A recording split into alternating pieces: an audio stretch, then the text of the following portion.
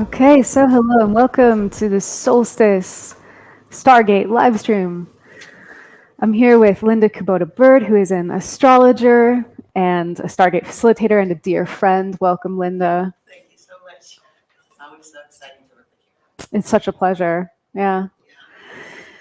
Yay. So today we're going to dive into the astrology that we have coming up, which I'm excited about because I don't know too much about it right now, but it seems we may be turning a new page very soon, astrologically speaking, which is exciting.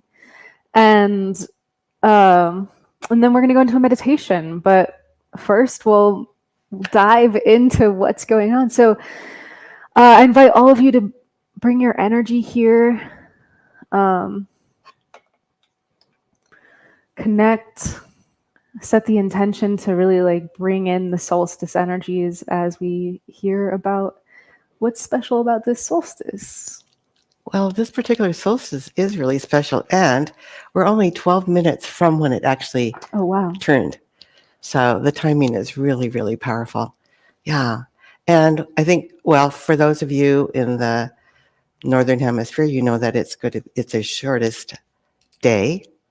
And those in the Southern, it's the longest day. Mm-hmm. So, like everything, where there's two ends to everything. Yeah. So this particular solstice is the beginning of winter here, and it's squaring. So it's at a 90-degree angle from Jupiter. Jupiter just went into Aries. So they're both at 0 degrees. So they both are exactly talking to each other, I call it. Okay. So Jupiter expands everything. So it just kind of makes this solstice even more powerful. And then Jupiter is exactly opposite of Ceres. It's asteroid. She's known as kind of the goddess of the harvest, but also she's the higher octave of the moon. Oh, wow. So it brings in a lot of emotion with it as well. So we've got this very, very dynamic solstice where we're in the process of endings as we move through the winter. We have 5 planets in Capricorn. So it's a lot around just what do we want to keep, kind of reviewing what our year's been like. You know, what did we learn? And what do we want to release? You know, as we were just talking about Into the Void and how the Stargate work is always in alignment with astrology. Just joking that Alcazar must have an astrologer or something. Because the work is always supportive, or we're moving with the energy that's happening. So these last couple weeks where we've been letting go of old beliefs and old behaviors and things that have been living in our unconscious that are now, ready to go. Wow, that totally resonates. Absolutely. Yeah. Yeah. And the veil center now, during a solstice, the veil center. So the ability to access these things that have been hiding, I'll call it, in our unconscious, is being able to kind of bubble to the surface so that we can look at it and determine, do I want to still carry this into the new year or into the rest of my life, or do I want to release it and let it go? So we're so lucky to have this work Into the Void, and where we can go into the field of pure potentiality, because we're moving into a year where conscious creation is entirely possible and on time. Interesting, really. For the planets are supporting us. Oh, yeah. In conscious creation. Cool. Yeah. Yeah. Very So, cool. yeah. So anyway, I wrote a few haikus if you want to. It's Capricorn solstice, a time the sun's standing still. It'll stand still for 3 days. And so pause in the presence. I think, when the planets or the sun's standing still, it energetically supports us to stand still, you might say. So pause in the presence. And it's the return of the light, heart-centered divine being. The veil is thinning. So during a solstice, the veil is thinner. So, and it's this, we're going to have a supermoon in a couple days, the new moon. So, and 5 planets will be in Capricorn. So, and they're squaring Jupiter. So, a new beginning. Jupiter is at Aries point. When Jupiter hits 0 degrees Aries, it's called an Aries point. It's called a world point. It's a marking for a new beginning. So, again, good timing. And so the question is, where are we going? Hmm.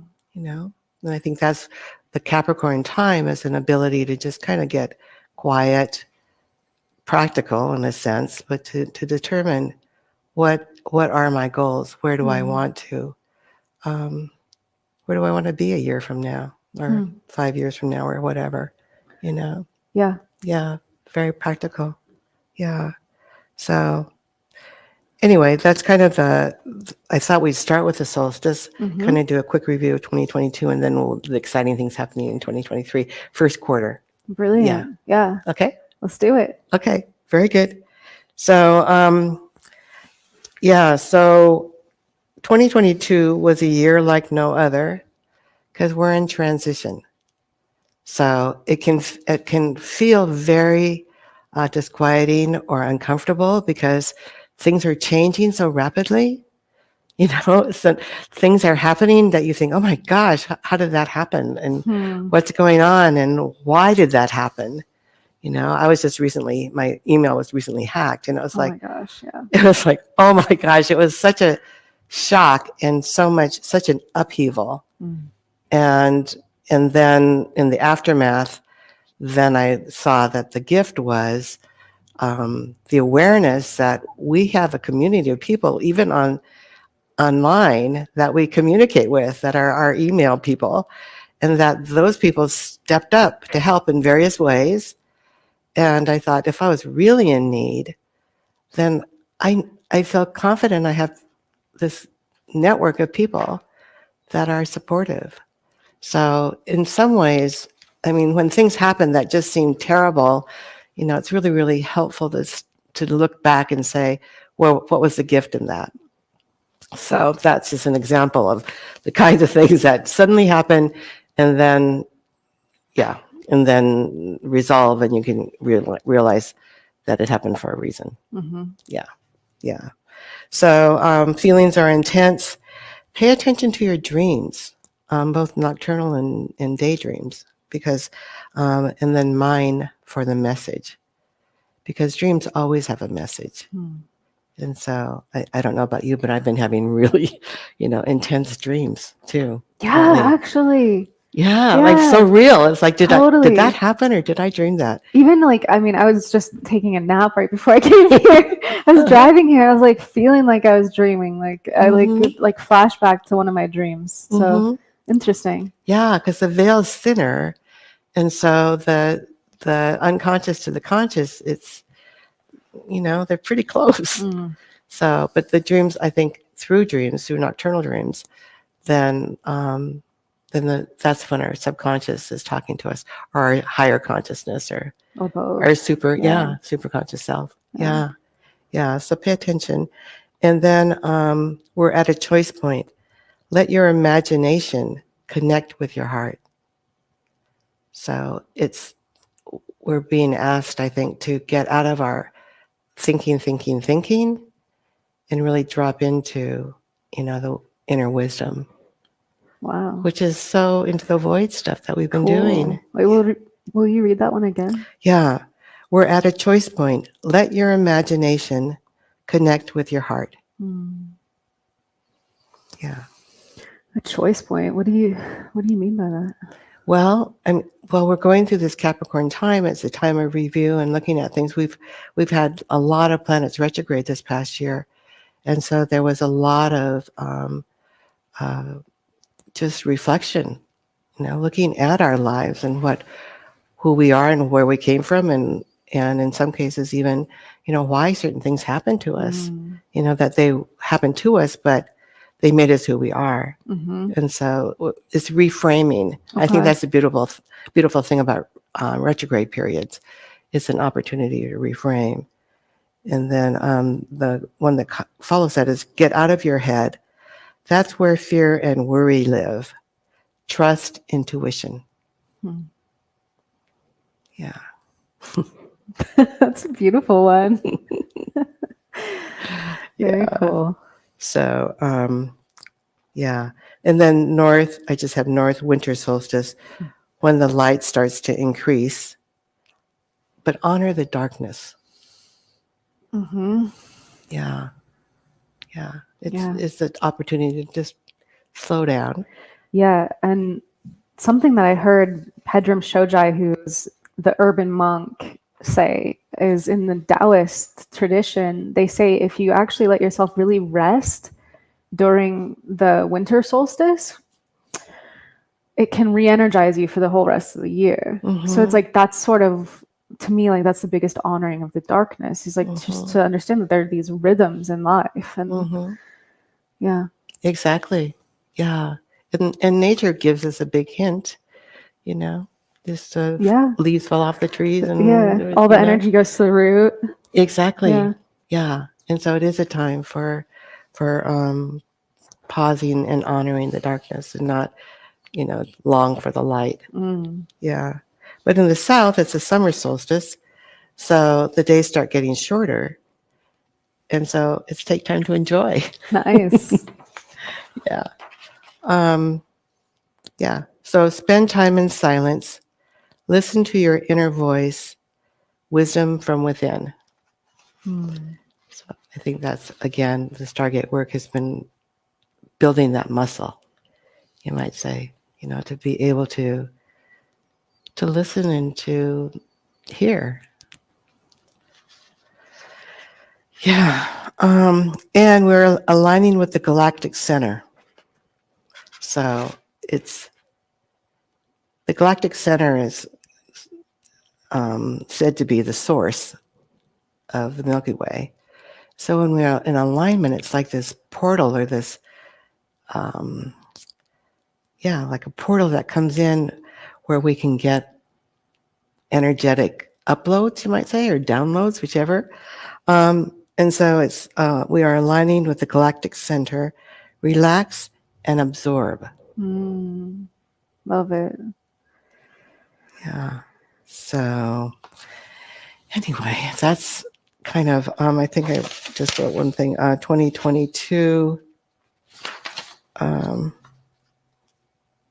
Yeah, I already talked about that. It's been a year like no other. Yeah. Yeah. Yeah, I really feel that. Yeah, since 2020, we've been on this trajectory, and it's been, just letting go of the old ways and so many reprioritizing our values. It's been a big thing, just determining how do I want to spend my time and my resources and with whom do I want to do that? Yeah, what really matters. Yeah. Yeah, getting very clear about that. So anyway, so we're starting the year out with Mercury and Mars retrograde. Mercury, Mars, and I think Chiron. Chiron might have gone. No, Chiron's going direct on the new moon. Oh, cool. So, yeah. Wow, that's powerful. Yeah. Okay. Yeah. But Chiron is, for those who don't know. Chiron is, he was a centaur, and his nickname is the Wounded Healer. So, and he's very, very powerful in our evolution, I'd call it. Yeah. Yeah. So, the new year will not feel like we're just going to spring out the door exactly because we've got these planets retrograde. Yeah. So with Mercury retrograde, I think we all know that Mercury retrograde, be sure to double check your communications because things can go back up your computer, make sure that people are hearing what you're saying and vice versa. Yeah. I recently realized I was born during Mercury retrograde and I was like, makes sense in a way. Well, actually, they say if you're born with, I'm born with a retrograde, well, station. It's station when it's going to move a different direction. They call it station. So I'm Mercury retrograde stationed to move forward. So, but it's also, I kind of think it's special to be retrograde. Cute. I'm prejudiced. Yeah, no, I'm pretty sure Uranus and Saturn were both retrograde also. Yeah, outer planets is not unusual because they're retrograde like for so long. Okay, yeah. But the Mercury, and what we say is when Mercury is retrograde natally, then it's easier when Mercury goes retrograde. Oh, good. That's cool. Because you're used to it. Right. You know? This is how I live my life. Exactly. Cool. Yeah. So Mercury will be retrograde until January 12th, I think it is, or 18th, I think. And then, let me give you the exact time. I made so many notes. Well, I will tell you when I come to it. Oh, yeah. From the 29th to the 18th. Okay, so Mercury is going retrograde on the 29th. Yeah. Yeah. All right. And then Chiron will go direct on the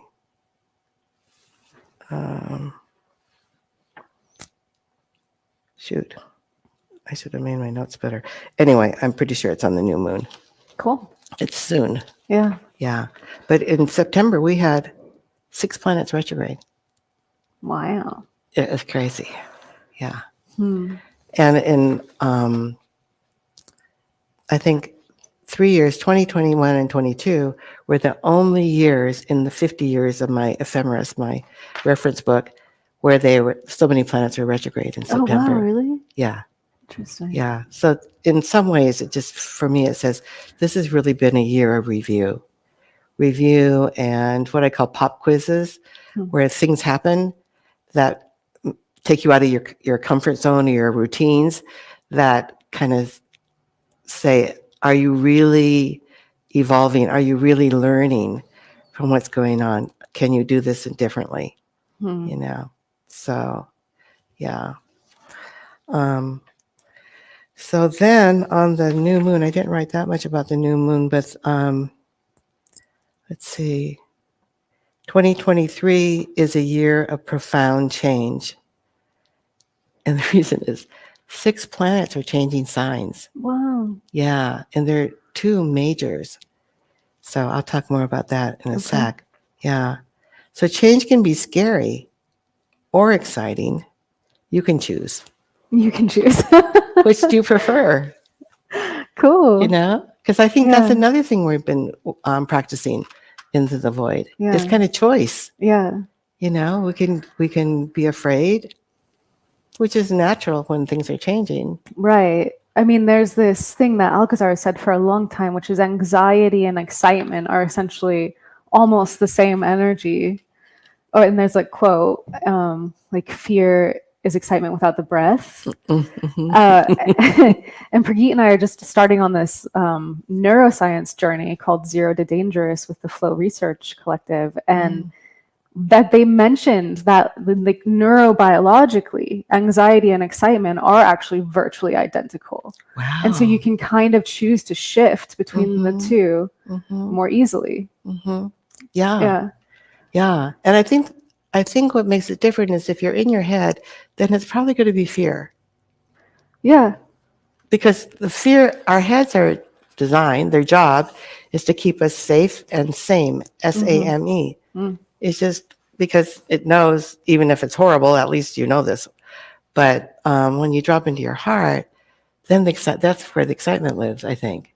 You know, then you have more faith, and it just, you know, you could feel it. I just got this interesting thing, like the brain is full of what ifs and the heart is full of what is. Oh, I like that. Yeah. Excellent. Yeah. Because the brain is full of what ifs. Yeah. And the heart has that intelligence that lets you like really rapidly, even if it's something that is truly intense, you can dive into it. And then it starts to transmute in the awareness of that field. Right. And I think what we're learning too or practicing is you can tell when you're in the truth. It's like something just drops in and you feel good. you feel peaceful, Yeah. I suppose. Yeah. And that's a different form of equanimity. This definition I heard from Venant Wong, who's the founder of CAP. He says equanimity doesn't mean that you have a flat line all the time. Like that's what a lot of people misunderstand it to mean, like equanimity.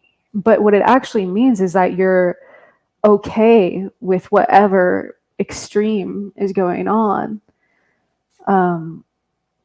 So you can actually be at peace with yourself no matter what's happening. There's not that like resistance. Yeah. Yeah. And I kind of think that Libra is seeking equanimity. And so Jupiter is in Aries right now, and Ceres is in Libra because it's on the other side. And so it's like this equilibrating between me and us.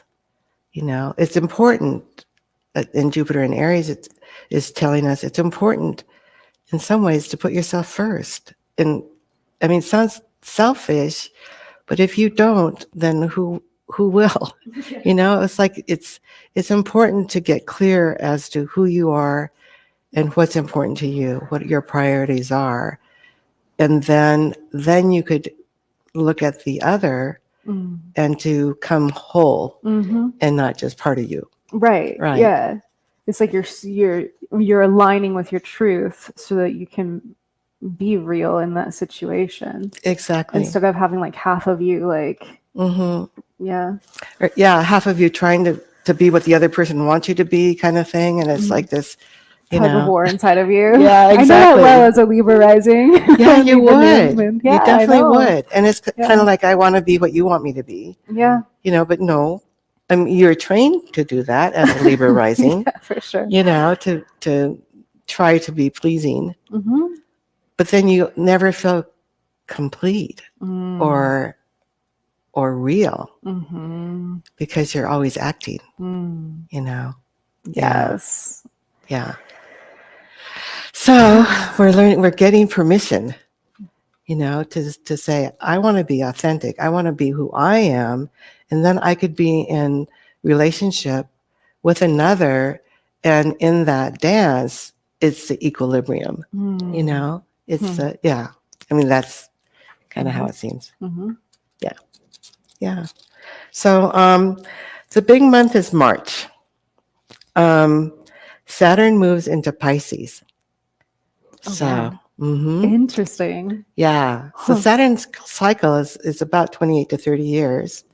So it spends 2.5 years in a sign. Okay. So it's been in Capricorn and Aquarius the last 5 years. And Saturn rules both of those signs. It rules Capricorn now. And it used to rule Aquarius. And I consider it the co-ruler.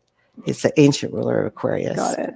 So Saturn's had his hand on things quite regularly. And what Saturn is about focus. It's about responsibility. And I know this has been a topic too at the Into the Void. It's like, it's ability to respond. And so again, it's kind of reframing that word itself about being responsible, because responsible feels so, no, I don't want to be responsible. I want to be a victim. I mean, really, we're human beings. That's kind of the programming. But we're learning to be responsible for our lives, and to recognize that everything has served us, and that we are responsible. We could, choose if we want to be a victim or we want to look at it, how did this teach me? What did this give me? Yeah. And I mean, Alcazar's reframe on responsibility is it's the ability to respond. Absolutely. Which kind of creates like a lightness, because it feels less like a burden of responsibility and more like an ability that we actually do have. Right. And then it's ability of choice. Right. Yeah. So, and we're always choosing. Always. In every moment we choose. Yeah. But the program is to choose as human beings. The program is to choose for the negative. We're negatively biased as human beings. And I think the evolution of what's going on now is to choose to be consciously choose, to look at it. Is it dark or is it light? I mean, it's a little of both, right? Mm-hmm. Yeah, yeah. So it's exciting. So with Pisces, Saturn moving into Pisces, the whole energy shifts because it's moving. Neptune is in Pisces. Neptune rules Pisces. So it's like this. I think into the void and moving into that space of nothingness, in a way, nothingness and everythingness. It's right on time. It's it's very exciting. So how does Saturn like being in Pisces? Not so much. Yeah, I would imagine. Although, in some ways, I mean, I just say Saturn is saying focus. Yeah. So he's causes focus. The rest of that haiku is, okay, so the big month is March. Saturn moves into Pisces, chaos or oneness. Wow. Because it can feel chaotic. Pisces and Neptune can feel chaotic because there's no boundaries. It's just kind of free floating. So it can feel like, oh my gosh, I have nothing to grab onto. But if you think, oh, maybe that's okay because I'm in the oneness, and whatever comes in is, a message from our superconscious self. Is that so bad? It's bad for it feels bad to our old self, our security seeking self, but to the evolved as we're evolving, the oneness, there's such a beautiful, and we all experience whenever we're doing a meditation, just to drop into the oneness, it's like, I'm home. This is who I really am. Right. Yeah. Yeah. Yeah. So I think that's Saturn into Pisces is, again, a choice, but it's a huge opportunity. Cool. To move into the spiritual piece of things. Okay. So the next one is Saturn and Pisces, spiritual mastery, trust, have faith, allow. So we've been using trust and allow for a long time, but trust, have faith, allow. It's yeah. Yeah. Eugenia is saying, I am Pisces. Oh, yes. Yeah. And then they subtle send Eugenia. See, you have a Pisces moon? Pisces, Mercury, Moon, and Mars. Wow. Yeah, I have lots of Pisces. Cool. And my sun is only 0 degrees Aries. Oh, so you're on the cusp. So part of me is still in Pisces. So nice. Yeah. So I'm partial to Pisces. Yeah. Yeah. I like the Pisces energy too. It's my North Node is in Pisces. So it's perfect. That's where I'm going. All right. Yeah.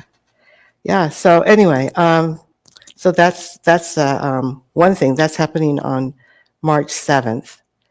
And on March 25th, Pluto in Aquarius for a 3-month stay. So Pluto takes 248 years to go around. Whoa. Yeah. So he doesn't come into Aquarius in all of our lifetimes. So for Pluto to move into Aquarius, it's a big deal. He's been in Capricorn for 20 years. A long time anyway. Yeah. He stays in a sign from 18 to 30 years, but he's got an elliptical orbit. So, yeah. And Pluto, if you follow astrology at all, Pluto goes forward, and then he goes retrograde, goes forward. So it's kind of like a lot of that. But he's moving into Pisces for the first time. And it's like we're getting a toe in the water or a little taste, because he's only going to be in Pisces for 3 months. Then he backs up into Capricorn again. Wow. And I think it's like we get a taste of, ooh, look what this could be.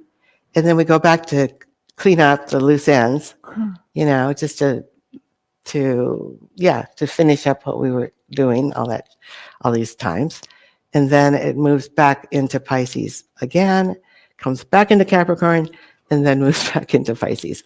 And then I'll be in Pisces for a long time. That's wild. Mm-hmm.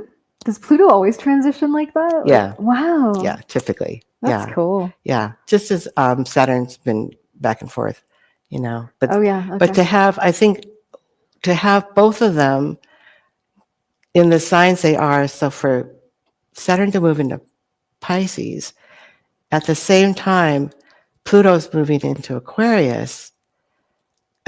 Some people think, oh my God, it's going to be just terrible and it's all chaos and craziness, which is a choice. I mean, that is a possibility.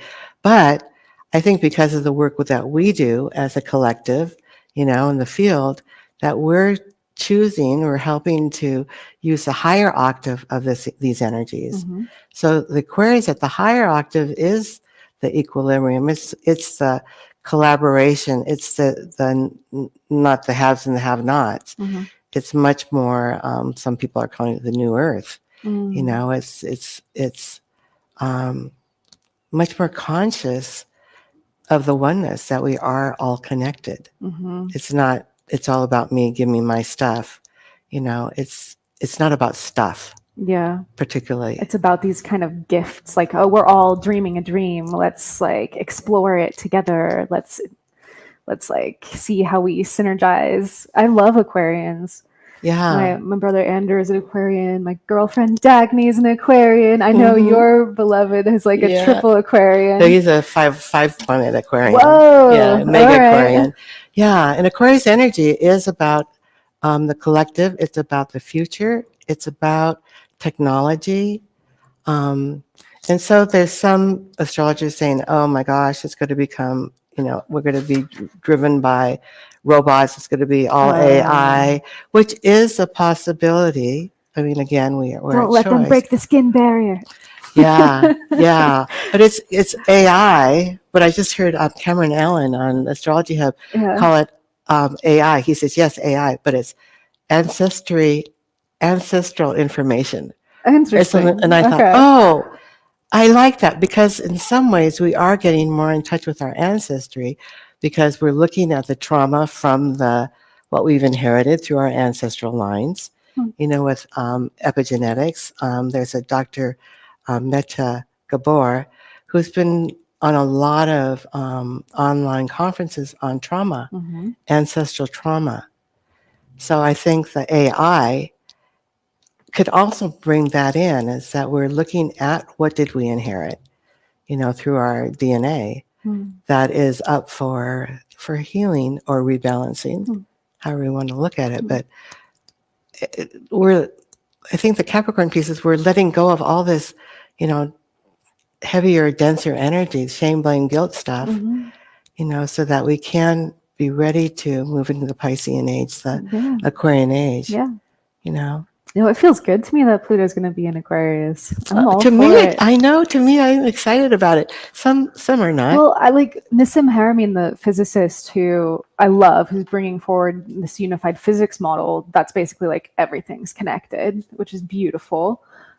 He's got this theory about AI that it's going to reflect the level of consciousness of humanity, which makes perfect sense. And so there's this kind of like potential for AI to actually become extremely benevolent. Like, you hear people who have gone up to the Galactic Command Craft say, like, essentially, like, their technology is like almost like conscious. The ships are like kind of like consciously grown instead of built. So it's like there's this like source field that's actually fueling the technology. So yeah, I'll hold that vision for Pluto and Aquarius. Right. And it's also for AI to be doing the mundane things that we are now doing ourselves, so that it frees us up to do things in a different way. And that's another thing where it's going to have to reflect our level of consciousness. Exactly. Yeah. So again, it's our choice. If we're in a fearful place, then it can feel threatening. But if we look at it from the higher place, I mean, there's a lot that could go. There's a lot that could go wrong. Like what we do with the Stargate energies is, in essence, like create this energy field that lets our awareness bridge into the beyond. And when I think about like implants or like things like that would make your brain connected to the internet, I'm like, that would be the biggest distraction ever from who we truly are. So yeah. the race is on. Yeah. And I think because of the Saturn in Pisces, I think that spirit will have an edge. That's what I think. Yeah, I feel you. I feel it when you say it. It's like, pew. Yeah. I mean, it's just the fact that these two planets, major players in our life, are changing signs in the same month. That's, I don't think that's an accident. You know? Yeah.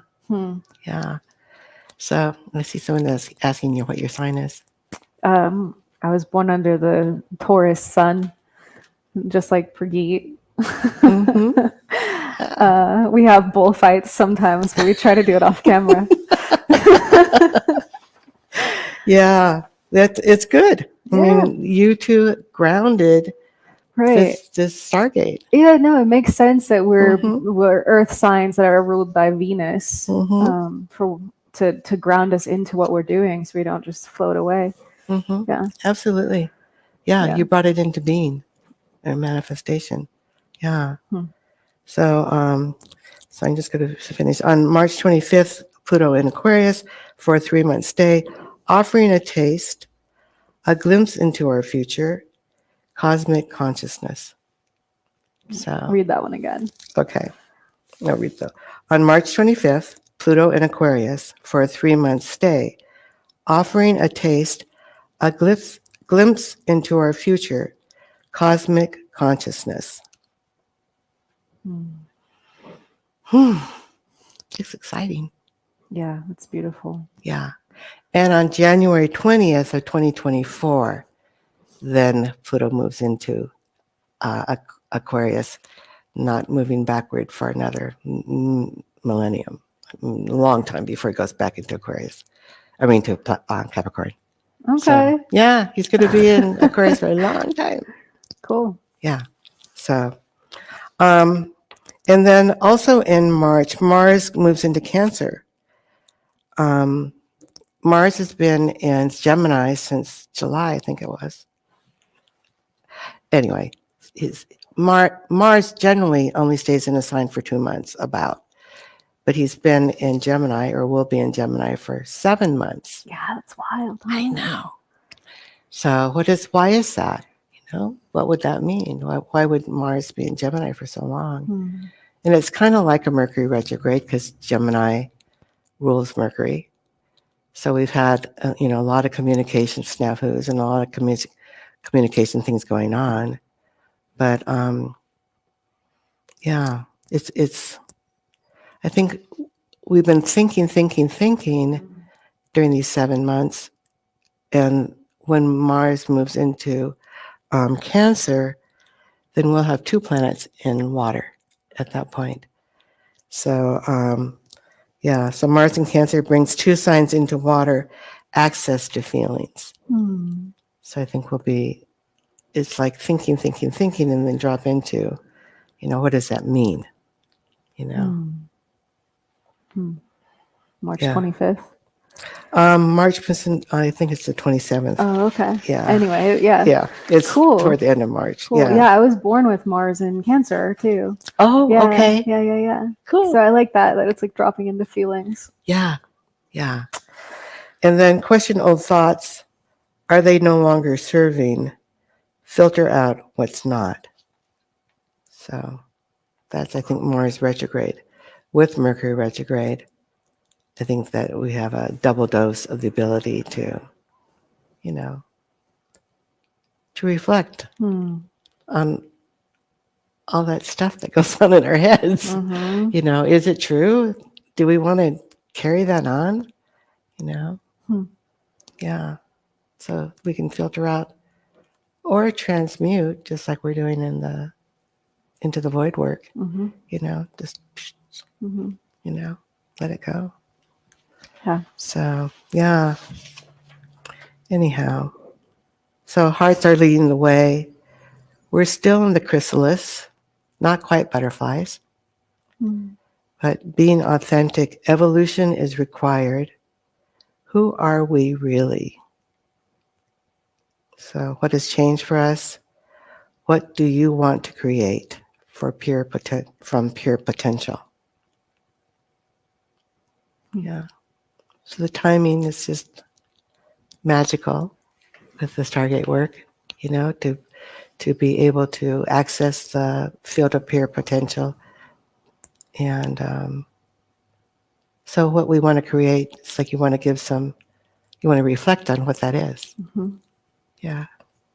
So, so it's time to find your tribe. Let go of those you've outgrown. Your soul friends await. So, yeah, one more. Get in alignment, clarify priorities, trust inner guidance. Wow. Yeah.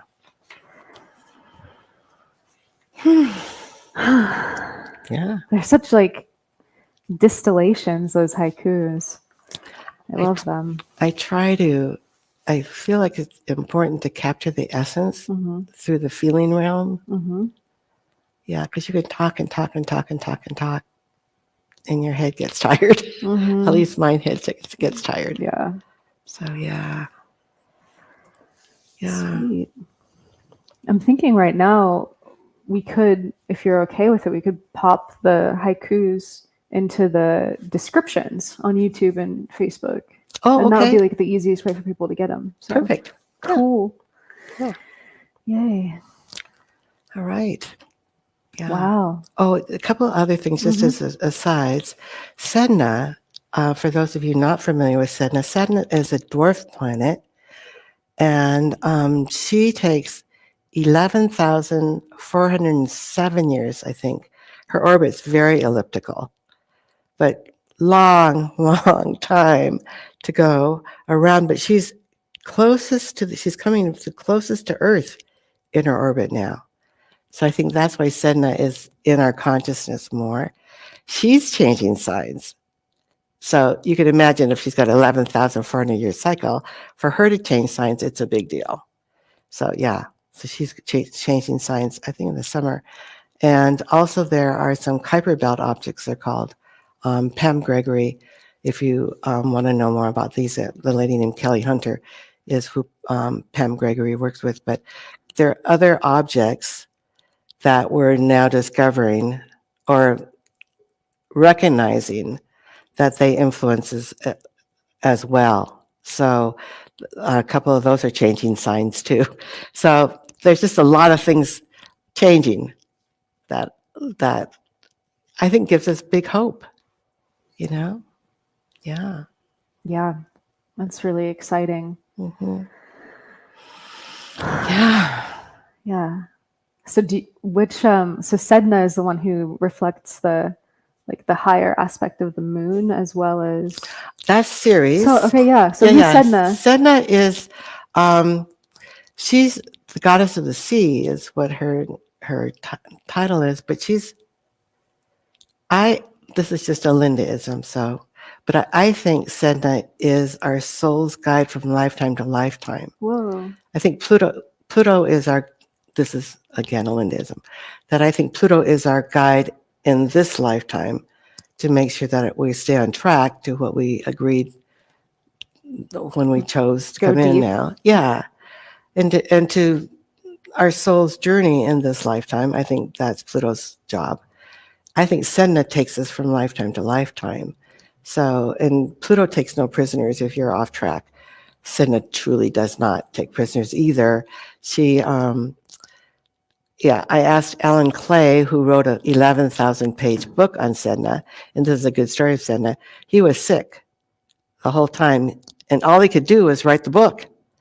And when he finished the book, he got well. Oh my gosh. Yeah, I think that is an example of where my Lindaism comes from. Wow. Is that I think that her consciousness or her coming into our consciousness now, I think is an indication of how we are evolving, is how humanity is evolving to be able to incorporate her guidance, I'll call it, into our conscious awareness. Yeah. Do you know which sign she's? Yeah, she's been in. Oh my gosh. I'm excited about this. That's I could tell you. 400 something years. She's in the same sign for a long time. She's been in Taurus. She's moving into Gemini. Wow. Yeah. She's at 29 degrees. Okay. So, yeah. So, and that's one other thing, as I'm saying, and one other. Yeah. But a lot of planets are at 29 degrees, which is called an anaretic degree. It's a intense degree. It's because the signs have 30 degrees. So at 29 degrees, it can be just like hyper strong. And it kind of reminds me of finals time. Like if you're, it's like you got to cram to get it all in because the class is going to end and you got to be tested. It kind of feels like that in a way, because this is it. You got to get it. And so, and I think if you've been working on it all along, like if you've been a student who studies along the way, then it's not quite so dramatic. I was not one of those students. Me either. I studied, for the midterm and the final. So it was truly cramming time, and up all night. Yeah. So if it's like that, then it can be just hyper. So Sedna in Taurus, and she's along with Uranus is in Taurus. So there's a lot of Earth things going on as we're seeing now. I just read someplace there's been 31 earthquakes. Yeah. That's not counting these recent ones. Did you feel that one the other? I didn't. Did you guys? Oh, yeah. Oh, yeah, we'll because both you're pretty closer. and I up. Oh, yeah. wow. It was in Wairika, California. Yeah, it was pretty interesting. I kind of like it when the earth shakes, not too much, just but it scared me. And then I was like, no, I think I'm okay. But yeah, I had to remind myself what to do during an earthquake. Yeah, I mean, and I think it wouldn't hurt for people to become aware of what to do during earthquakes, because we're in a time when the transition is for Mother Earth too. And so there are a lot of earthquakes, volcanoes going off. There's a lot of things happening on our mother planet. Yeah. So yeah. Yeah, that's good advice. Doorways and sturdy tables. Yeah. Yeah. Yeah. Or they say get close to it, like a sofa. Get real close to it. Because what I read is that it forms, they call it the triangle of life, because the debris falls and it makes a triangle there. And so you have air. Cool. Oh, cool. Yeah. Good to know. Yeah. So just jump onto the couch and write it out. Or, on the side of the couch. Oh, Get to the side. Okay, well, that's not as fun. No, it won't be as comfortable. It's like looking forward to that one. Yeah, no, just kind of scooch up to the side. All right. Yeah, and look it up to make sure I'm not an earthquake prepared expert. Yeah, we can all do our own research. Yes. Full disclaimer. Exactly. I'm not experts in natural disasters. No. But I think it would be wise to prepare. Naya says just get under the Stargate and you'll be okay. Maybe. Yeah, maybe. all the pipes are designed to pull out though, so that's true. I don't know. Well, energetically. Energetically, yeah. Yes. Cool. Yeah. So yeah. Someone was asking how you spell Sedna. Is that it? Sedna. Right on. Yeah. Like that. Yeah. Oh wow. There's a lot more, but I think that's enough. Yeah, I think that feels really fresh and new. I was just Linda's been an astrologer with Astrology Hub for 2 years running. Oh, 2020 and 2022. Oh, there you go. 2 years with one leap in between. And I just happened to see an email from them. They go into my promotions tab, so it's unusual. And it was saying I don't remember which astrologer it was, unfortunately, but that for the first time since really 2020, the astrology is really moving into a totally new page. So before we went live, you were confirming that. Yeah, absolutely. So right now where we're at is the review with all these planets in retrograde, and then we're about to go into the newness, which is so exciting. Yeah, it's time to tie up loose ends, I guess. Clean up, look at I mean, could be physically and, emotionally.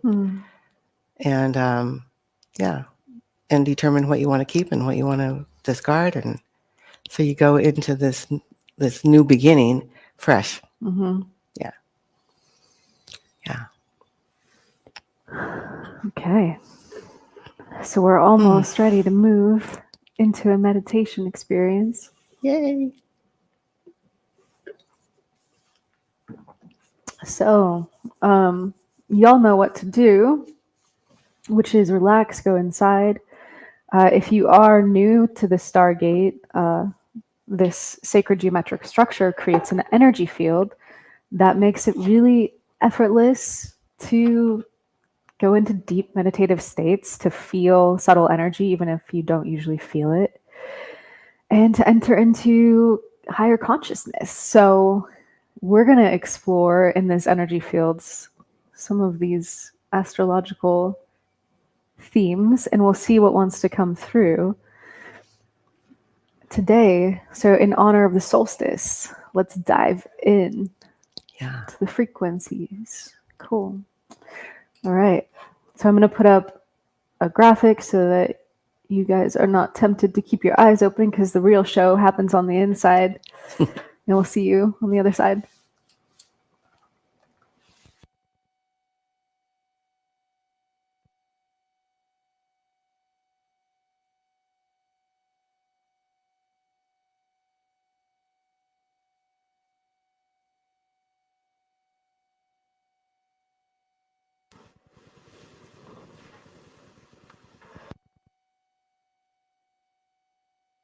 So, beloved ones, we are with you. 'Tis Alcazar, the guide of the Stargate experience. Understand, on these culmination points, your solstices, where the light or the night reach the highest point in your year, there is, as this one Linda has pointed out, an enhanced connection with the center of your galaxy. And with this enhanced connection, spirit, existence beyond the veil, your own higher self, and yes, the depths of your own humanness are all accessible to you. And so we invite you to take a moment to simply be, to be in the energy of the now. Whether you are listening to this on the solstice or at any other time, we are infusing this particular quantum field with this alignment with the galactic center. Very good. And so we invite you to relax. In this process, there is nothing to do. So letting go of all expectations, bring yourself into the here and now. And whenever we work with the Stargate, we always first connect to the energy of the earth, the energy of Gaia. And so we ask each one of you just to ask inside now for the energy of the earth to come up into your body, into your energy field. And so we are calling for the energy of Gaia. Very good. And just the invitation to feel the energy of the earth is all that is needed. And your earth is responding to you, gently bringing an energy field to encompass your body, your energy field.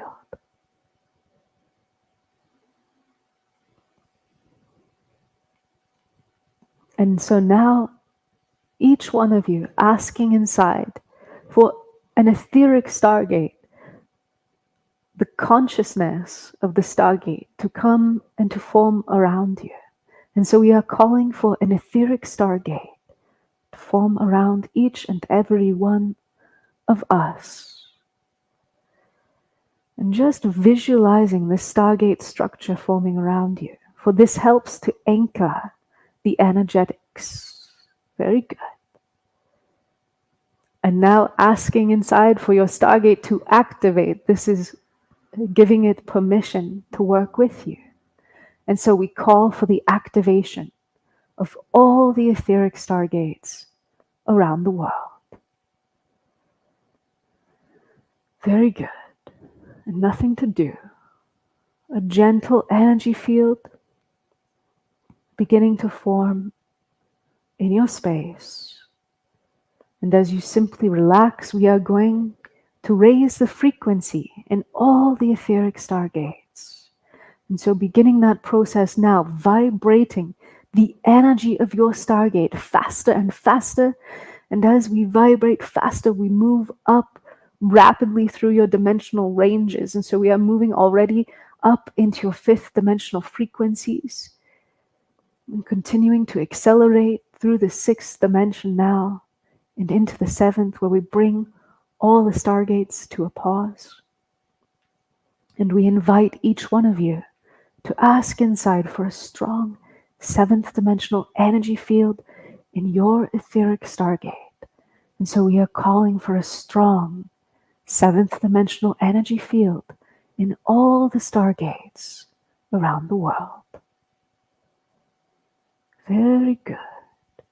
And as you simply relax into this 7th dimensional frequency, your own energy field gently rises until you too are vibrating at this higher frequency. It happens all by itself. It is a bit like stepping into a hot bath. You do nothing, and yet your body temperature gently rises to meet that temperature around you. Very good. And so now we again vibrate all the Stargates faster still. And so once again, all the etheric Stargates vibrating faster and faster, and we are moving through your 8th dimensional frequencies into the 9th, continuing to accelerate into your 10th dimension now, vibrating faster still through your 11th dimensional frequencies and into the 12th, where we bring all the Stargates again to a gentle pause. And we invite you to ask inside for a strong 12th dimensional energy field in your etheric Stargate. And so we are calling for a strong 12th dimensional energy field. And again, as you relax, your energy field gently elevates. And perhaps you can sense your awareness also gently expanding as you harmonize with these 12th dimensional frequencies. These higher vibrational frequencies enable your humanness to access your higher self, to access the greater reality, the many realms and dimensions. And each and every one of your planets and stars have higher dimensional consciousness. They are not just lumps of rock floating through space, not at all. They, just like your Earth, have sentience, have a beingness, have a mission statement. And so we are going to invite this one, Linda, to introduce us to some of these.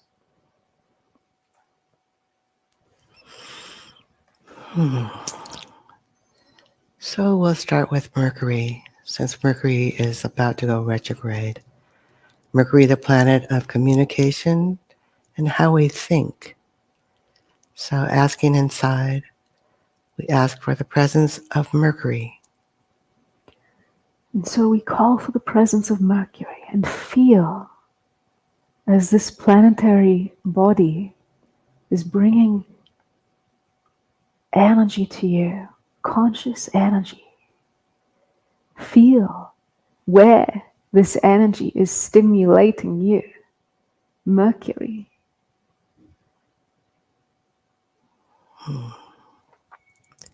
And next we'll call on the planet Venus. Venus, who teaches us how to give and receive love, and who helps us set our values. So again, asking inside, we are calling for the presence of Venus. And again, just feel a gentle, palpable shift as Venus brings her energy here.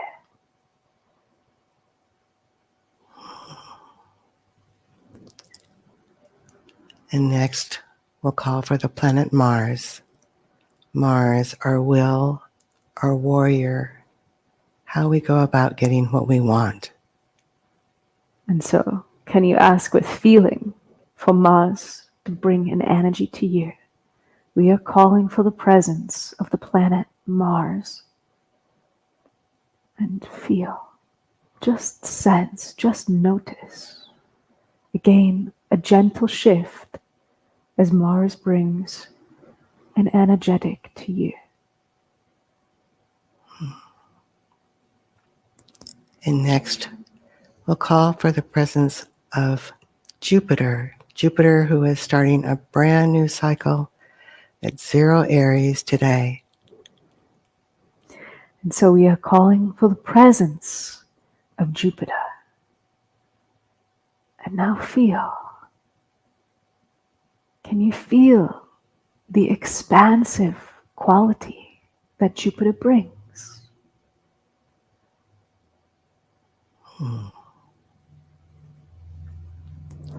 Jupiter is also called the Santa Claus of the zodiac. Next, we'll call for the planet Saturn. So asking inside, we are calling for Saturn to bring its energy to us and feel the energy of Saturn. Saturn brings contraction and focus. Realism. Yes, structure. And he can make us feel where we're inadequate and make us feel uncomfortable, but it's only to help us to develop. So ultimately, Saturn is where we can be a master. So can you feel the growth edge that Saturn has been pushing within you as of late? Be ready, because when Saturn moves into Pisces, there is a possibility of great breakthrough. It is moving from the stubbornness of Earth in Capricorn to the fluidity, the imaginativeness of the water element in Pisces. And you'll get to practice this again and again. So. Yes. And next, we'll call for the presence of Chiron. Chiron, known as the wounded healer. But Chiron is a magical being who can help us tremendously in our evolution. So we call for the presence of Chiron and feel this one. Chiron has a very special energy. He's known as the Rainbow Bridge, who bridges us from the reality of Saturn into the transpersonal realm of Uranus and the outer planets, moving on out. And Chiron can help us to see where we feel like we don't fit, where you have a belief that you're a misfit or you don't belong. So Saturn or Chiron gives us a hint as to where we want to do our soul work. There is a hint also as to where you find the true tribe.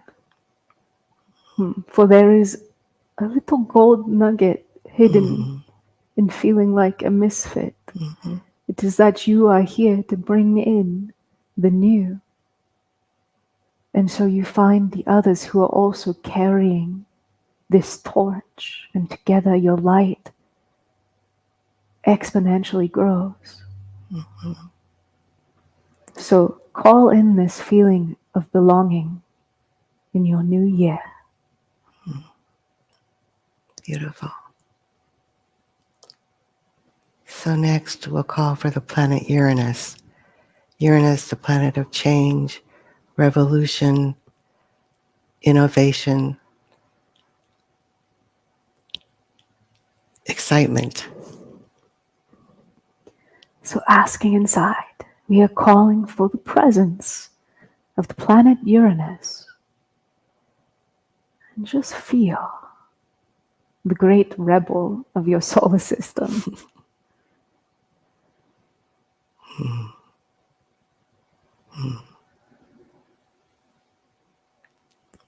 And next, we'll call for the planet Neptune.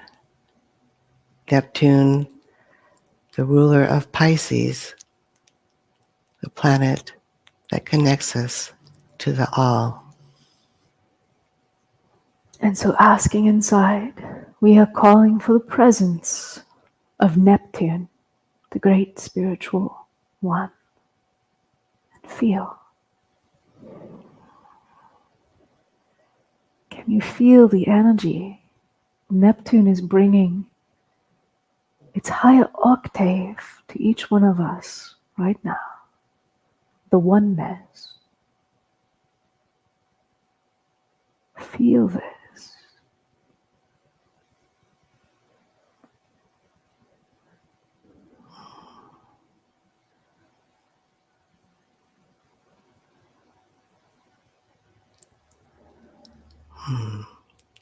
Wow. And next we'll call for the planet Pluto. Pluto, the planet of transformation. Powerful, potent transformation. And so asking inside, we are calling for the planet Pluto to bring its energy to each one of us. And again, just feel, sense. Do not be afraid.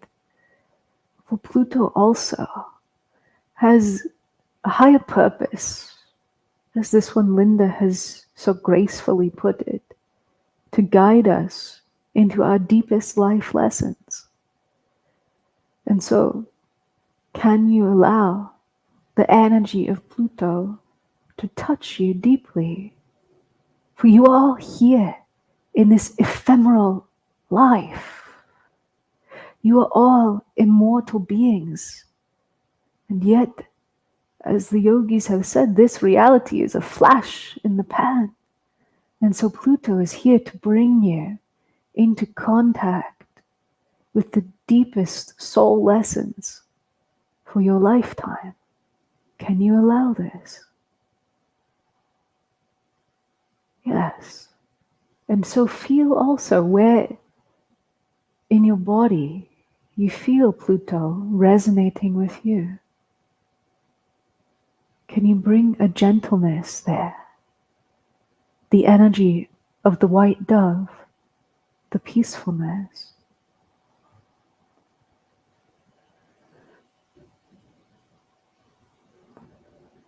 Acceptance of what is can set you free.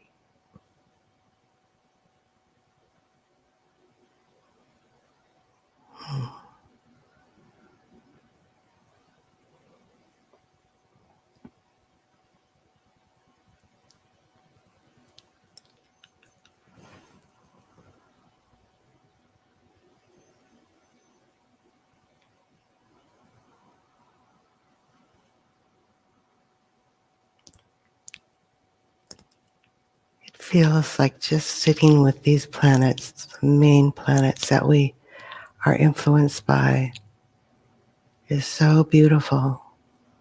We would invite you to ask for this one, Sedna. All right. So we ask for the presence and the consciousness of Sedna, Pluto's big sister. And so just feel the energy of Sedna, this dwarf planet.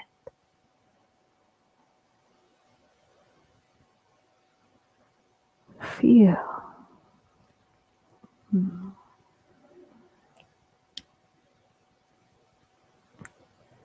This beautiful one who is transitioning very soon into something new. Very good. Very good. And so, beloveds, we are going to invite each and every one of you to just feel as if you are floating in your cosmos, floating in the quantum field. And you can even imagine yourself in your night sky, lifting, floating up into the starry sky. And as you float upwards, you leave this earth behind temporarily. You see her atmosphere rescinding into the background, and you bring your focus to the stars, to the planets, to that cloudy streak of your Milky Way, as all this shining light of your universe comes into full focus. Just allowing yourself to feel the energy of your stars. For your Earth and your solar system and even your galaxy all are spiraling through space, through your cosmos, faster than you can truly comprehend. And so in every moment, you are being showered by the newness of the space quadrants, so to speak, that you are moving through. And since your 2012, you have been moving through high photonic energies, energies of light, frequencies that your Earth has not touched before. These energies have been supporting a rapid awakening. And on this day, as this one Linda has pointed out, and as we have said, there is this alignment with the center of your galaxy. And in the center of your galaxy, there is what you call a black hole. If you follow the work of Cryon, you will know that this black hole is not just sucking energy out, it is emanating light, energy. It is actually synchronizing the movement of all the stars in your galaxy. And so there is a great quantum field, a great connection point, a wormhole, so to speak, in the center of your galaxy that connects you directly to spirit and to the beyond. This is why your galactic center is referred to as the central sun. And so we are going to invite each one of you now to ask inside for the presence, the energetics of the center of your galaxy to get stronger all around you as you float in the quantum field. And so just asking, we call for the presence of the galactic center, the central sun, the source emanation. Very good. Very good. And just feeling this subtle shift as you come into harmony with these energetics. And we will ask you now to invite the presence of the angelic realms. And so, just inviting, we call for the presence of all the angelic realms to bring the energy here, right now. And feel, here they come. Beings of high consciousness, beings who are holding energetics of the purity of Source. Your own higher self is not so different from these angelics, and yet your higher self is on a vast journey. Your higher self has the ability to subdivide into 12 different aspects within this universal construct. Your humanness is just one of these 12, all experiencing life in the other realms and dimensions. And so we are going to ask you now to invite the presence of all of the higher selves, of all those who are participating in this meditation right now. So we are calling for the presence of all our higher selves. And now feel. Yes, can you feel this? This is your human collective. This is the higher selves of those of you who are drawn to the Stargate work, who are penetrating the mystery of knowing self. Can you feel the adventure that your soul is truly on? You are the adventure, beloved ones.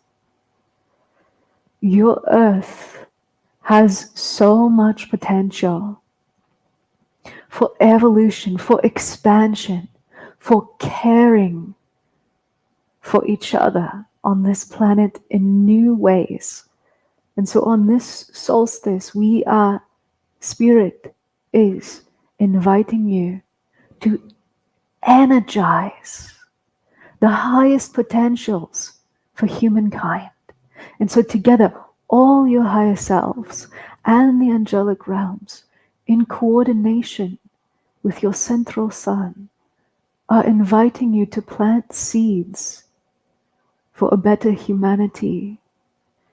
What do we mean by this word better? Is it not a judgment? And we would suggest that a better humanity simply means one in which higher consciousness is the ruling norm, is the guiding force. And so this is the intention we invite you to plant. That higher consciousness takes root. That higher consciousness exponentially grows. You have planted these seeds already. You have been on this journey as a humanity. You have gone deep into unconsciousness, and now you are at this place where you are sprouting forth into the new. You had to forget who you truly were in order to experience the absolute bliss, the absolute miracle of what humanity has the potential of bringing forth into this universe as a galactic family. And now, all these cosmic energies, beloveds, your stars, your planets, the very space and time you are moving through in your galaxy and beyond, all are supporting this awakening. And so it is as simple as planting the seed that this awakening moves, ripples through humanity, and you can start to envision the crystal clear waters of the ocean as humanity starts to wake up and new technology can be brought to clean these waters, to clean your earth, her environment. New technologies spring forth, and because there is this higher consciousness, your society adapting, growing, evolving new systems that truly incentivize the caring and the growth of all individuals. Just visualizing this in whatever way is most meaningful to you. The artistic, the scientific breakthroughs that can occur when human beings are not struggling just to survive. Can you envision this? The synergy that can occur as you and so many others like you, and so many others who are all on their own unique path, find the other human beings who spark their aliveness, their feeling of belonging. Can you envision this? Feel the energy that you are creating as a collective as you envision this new earth. And on this solstice, we just invite you to plant these seeds. Just feeling the potential for your humanity to arise, to awaken, to evolve.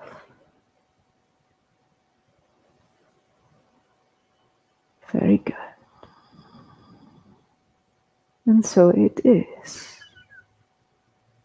We thank you, and we invite you to simply bathe in these energies, for as you give, so you receive.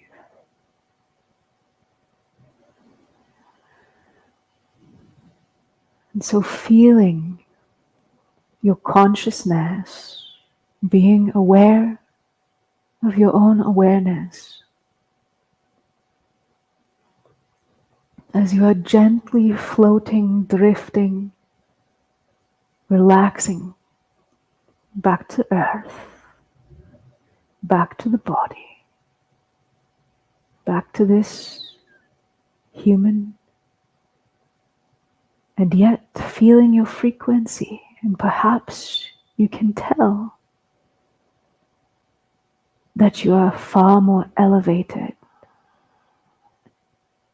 Your frequency is permanently enhanced. And so know that you can connect to the center of your galaxy at any time, beloved ones.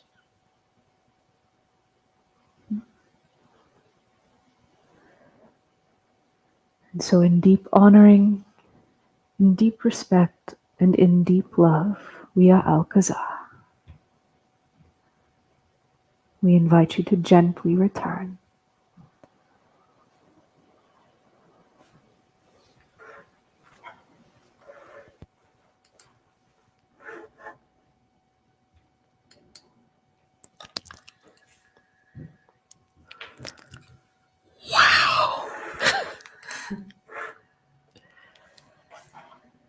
Wow. Yeah. So just gently coming all the way back or floating all the way away. It's your choice. Thank you for being with us today. It's been such a pleasure.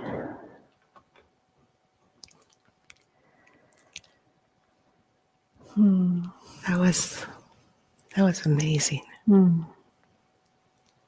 Yeah, I'd love to hear your feedback as you gently come back. it was totally in alignment with Pisces, Saturn, Pisces, Pluto, Aquarius. That whole the technology that is about to burst forward, free energy. I mean, so many things that have been only in our dreams, their imagination, can become reality. Yeah. Very quickly. Yeah, and that's during Within the Void earlier today, Alcazar dropped that in that there's at least one person Prageet and I know of who is working to bring technologies to the planet, who's been making these breakthroughs really recently. And so Alcazar was saying in my own head to me, like, it's time to give those people a boost. Oh yeah. And it's like, we don't have to know who they are, but just to know that there are things in the pipelines that we may not be aware of. Yeah, that's Pluto and Aquarius for sure. You know, that these changes that can be occurring. And then, you know, the James Webb telescope, it's like, we're seeing things we've never seen before. It's just our connection to our universe, you know, everything's mind-blowing, which is good. We could use our minds to be blown. What's the best way to follow the James Webb images? Probably the James Webb website, I would think. Cool. Yeah. That's so exciting. It is. It's very exciting. And I think also the Pisces energy, you know, that they said we know more about certain planets than we do about our own ocean. We don't have a map of our ocean floor. Interesting. So I think there may be, that we'll be seeing more exploration of our own oceans. Yeah. Sweet. Okay. Yeah. Well, it's been such a pleasure. Mike is saying, amazing. I was dreaming of the new technology last night. Very cool. Christina feeling the toroidal movement of our solar system and galaxy, I imagine. Super cool. Sweet. Oh, Jennifer's on. Hi, Jennifer. All right, y'all. Well, it's been such a pleasure. I really love doing these with you, Linda. Oh, this is so special, Jules. And I just felt like that meditation was so potent and important. Yes. So thank you so much. Yeah. Thanks for co-creating with us, y'all. Yay. Okay. Cool. All right. Yeah. Linda was at Thanksgiving at the intensive, and I was looking at her and I was like, I miss you. Let's do a live stream. Yes. It's so sweet. Yeah. I love working with you. Yeah. Totally. Yeah. All right. Everyone. Okay. Blessings, everyone. Happy holidays. Magical New Year. Yeah. Yeah. Blessings. Bye.